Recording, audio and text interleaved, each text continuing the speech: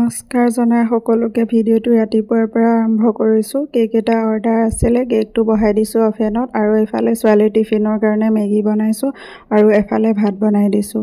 এই ৰাতিপুৱা সময়খিনি বহুত বেছি দৌৰা-দৌৰি হয়। সিহঁতৰ কাৰণে আলু পিটিকা, ভাত আৰু কণী বইল কৰি নিমখ তেলে এনেকৈ খুৱাই দিলোঁ দুইজনীকে আৰু সদায় দুইজনীকে মানে ভাতকেইটা স্কুল যোৱা টাইমত খুৱাই দিব লাগে আৰু খাই বৈ সিহঁতে গ'লে মোৰো ভাল লাগি থাকে দিনটোৰ কাৰণে।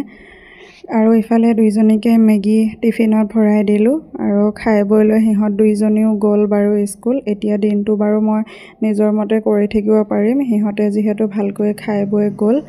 আৰু ৰিধিয়ে ধুনীয়াকৈ বাই বাই দি থৈ গৈছে মোক আৰু চুমা দিছে। মই ক'লোঁ যে চুমা দিয়া বুলি, চুমা দি পেলাই গৈছে এনেকৈ দুইজনীয়ে। সিহঁত দুইজনীক পঠিয়াই লোৱাৰ পিছতে ময়ো কেকটো আইচিং কৰিবলৈ ল'লোঁ, যিহেতু 12-1মান বজাত কেকটো নিবলৈ আহিব।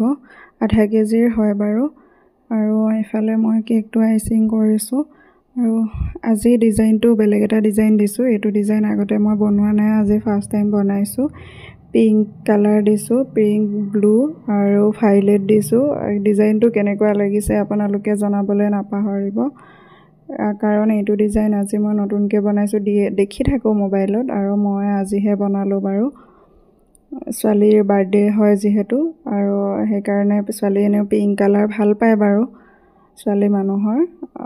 তাৰপিছতে মই কেকটো ধুমাধুমকৈ বনাই লৈ আৰু মানুহজনে ফোন কৰিলে দোকানলৈ যাব লাগে বুলি। মানুহজন হেনো ৰহালৈ যাব আৰু ধুমাধুমকৈ কেকটো বনাই থৈ মই যাবলৈ ওলালোঁ দোকান। আৰু মানে কেক বনালে যোনসকলে কেক বনায় হয়তো এটা কেক বনাওঁতে ইমান বেছি বাচন লেতেৰা হয় নহয়। তেনেকৈ থৈ আহিছোঁ, আহি পেলাই ধুম, যিহেতু টাইমটো দেৰি হৈ যাবগৈ, ৰিধিও স্কুলৰ পৰা আহি পাব। সেইকাৰণে মই আহিছোঁ দোকানলৈ আৰু দোকানৰ পৰা আহিহে ৰাতিপুৱা গা ধোৱা কাপোৰ ধুইছোঁ। কাপোৰবিলাক চাৰ্ফত দি থৈ দিলোঁ, ধুবলৈ মানে টাইমেই নাপালোঁ। ধুমাধুমকৈ আহি পেলাই কাপোৰখিনি ধুই মেলি লৈছোঁ আৰু ৰিধিও মানে একদম স্কুলত ইউনিফৰ্ম লেতেৰা কৰি আনিলে। তাইৰো ইউনিফৰ্মযোৰ ধুই পেলাই মেলি দিছোঁ, কাইলৈ আকৌ পিন্ধি যাব লাগিব যিহেতু এতিয়া ফাৰ্ষ্ট কাৰণে সিহঁতৰ এযোৰে ইউনিফৰ্ম দিছে। আৰু এইফালে বাচনবিলাক